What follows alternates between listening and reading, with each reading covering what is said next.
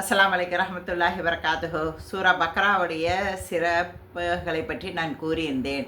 சில சகோதர சகோதரிகள் என்னை துஆ கேட்கும்படி கேட்டிருந்தார்கள். அத்தனை நல்ல உள்ளங்களுக்கும் அவர்களுடைய ஹலாலான ஹாஜத்துகளை நிறைவேற்றி வைக்கும்படி நான் அல்லாஹ்விடம் துஆ செய்தேன். அல்லாஹ் கபூல் செய்வானாக. ஆமீன். மேலும் சில சகோதர சகோதரிகள் எங்களுக்கு நிறைய கடன் இருக்கிறது, எங்களுடைய வருமானம் எங்களுக்கு போதவில்லை, அதற்காக நீங்கள் துஆ செய்யுங்கள் என்று கேட்டிருந்தார்கள்.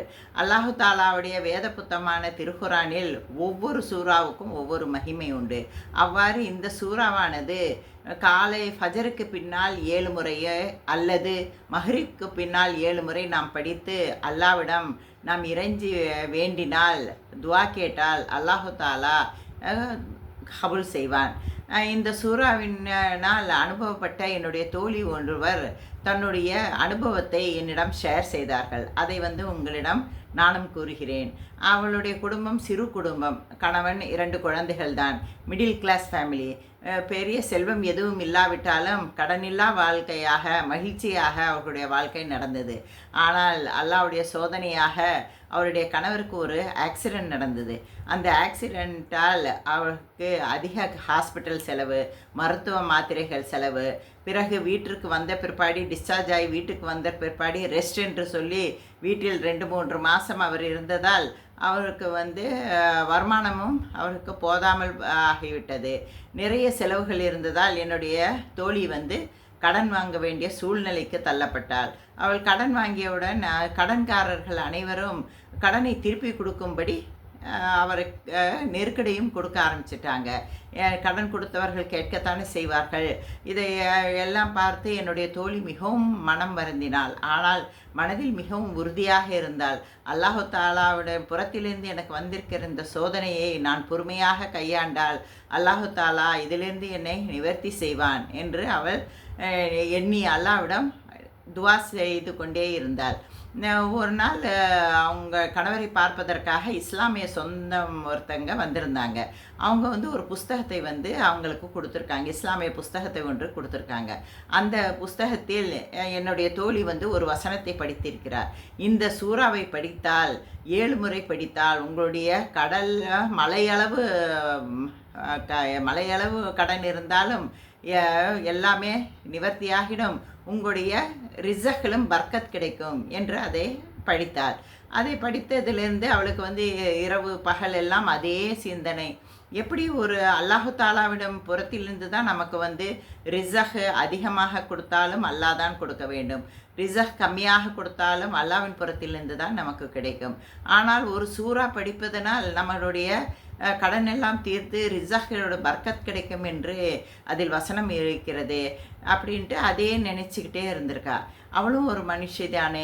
மனித இயல்பு என்ன, நமக்கு ரொம்ப கஷ்டமாக இருந்தால் யாராவது ஒரு துவா சொன்னால் இல்லை யாராவது ஒரு நல்ல செய்தியை சொன்னால் அதை ஃபாலோ பண்ணி பார்ப்போம்.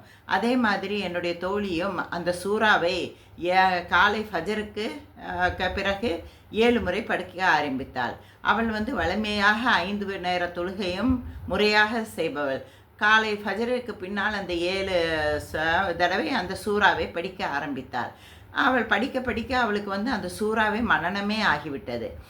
பிறகு ஒரு நாள் அவள் யோசித்து பார்த்தா, என்ன இந்த சூறாவில் அல்லாஹு தாலா என்ன சொல்லி இருப்பான், இப்போ ஒரு மலையளவு கடன் கூட நிவர்த்தி ஆகும், நம்முடைய ரிசக்கள் பர்க்கத் ஏற்படும் சொல்கிறானே, அப்போது இந்த சூறாவில் என்ன அல்லாஹு தாலா சொல்லியிருப்பான் அப்படின்னு நினைத்து அதனுடைய தமிழ் அர்த்தத்தை அவள் படிக்க ஆரம்பித்தாளாம்.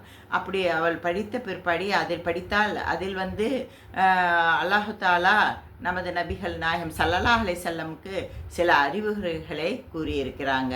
பிறகு ஃபிரௌனுடைய சமூகத்தை பற்றி கூறியிருக்கிறார்.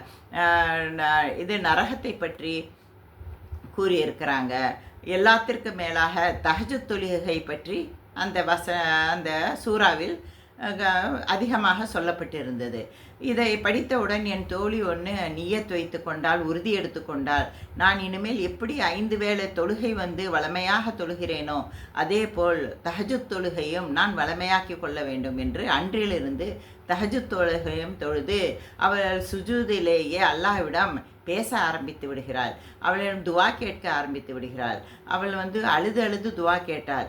யா அல்லாஹ், என்னுடைய இந்த சோதனையிலிருந்து என்னை காப்பாற்றிய அல்லாஹ், எனக்கு இந்த கடனிலிருந்து எனக்கு நிவாரணம் கொடு யா அல்லாஹ், என்னுடைய கணவருக்கு ஆரோக்கியத்தை கொடு யா அல்லாஹ், யா அல்லாஹ், என்னுடைய வருமானத்தில் பர்க்கத்தை கொடு யா அல்லாஹ், என்னுடைய ரிசக்கில் பர்க்கத் கொடு யா அல்லாஹ், என்னுடைய பாவங்களை மன்னிப்பாயாக யா அல்லாஹ் அப்படின்னு சொல்லி தஹஜுத் நேரத்தில் அவள் தொழுது கொண்டே இருக்கிறாள்.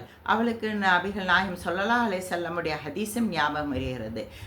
தஹஜுத் நேரத்தில் தான் அல்லாஹு தாலா 7வது வானத்திலிருந்து முதல் வானத்தில் யாராவது துவா கேட்பவர்கள் இருக்கிறார்களா, யாராவது என்னிடம் பாவம் மன்னிப்பு கேட்பவர்கள் இருக்கிறார்களா, அவர்களுக்கு மன்னிப்பு அளிக்கிறேன், அவர்களுடைய துவாவை கபூல் செய்கிறேன் என்று சொன்னதை எண்ணி அவள் தனக்கு தெரிந்து அவள் மனமனம் செய்து வைத்திருந்த அத்தனை சூறாக்களையும் அந்த தஹஜுத் தொழுகையில் நீண்ட தொழுகையாக அவள் தொழ ஆரம்பித்து விட்டாள். அதனுடன் காலையில் ஃபஜருக்கு பிறகு அந்த சூறாவையும் அவள் 7 முறை படிக்க ஆரம்பித்தாள். அந்த சூறாவானது குர்ஆனுடைய 73வது சூறாவான சூரா முஸம்மில். இந்த சூறாவை 7 முறை படிக்க ஆரம்பித்தாள். எதிர்பாராத தருணத்தில் அல்லாஹ்வுடைய புறத்திலிருந்து அவளுக்கு ரஹ்மத்து கிடைத்தது, அருள் கிடைத்தது. அவளுடைய கணவரும் சிறிது ஆரோக்கியமாகிவிட்டார். அவர் வேலைக்கு செல்ல ஆரம்பித்து விட்டார். அவருடைய கடன்களும் சிறிது சிறிதாக அடைக்கப்பட்டு விட்டது. ஆனால் அவள் தஹஜுத் தொழுகையோ அந்த சூறா படிப்பதையோ அவள் நிறுத்தவில்லை. நாமும் அந்த சூறாவை படித்து தஹஜுத் தொழுகையில் அல்லாஹ்விடம் நாம் நம்மளுடைய ஹலாலான ஹாஜத்துகளை நாம் அவசியம் கேட்கலாம். நம்முடைய மலை போல கடனாக இருந்தாலும் சரி, நம்மளுடைய ரிசக்கில் கொஞ்சம் கஷ்டமாக இருந்தாலும் சரி, அல்லாஹ் தாலா அத்தனையும் நிவர்த்தி செய்து வைப்பான். நாமும் அதை படித்து பயன்பெறுவோம். ஆமீன். அஸ்ஸலாமு அலைக்கும் ரஹ்மத்துல்லாஹி வபரகாத்துஹு.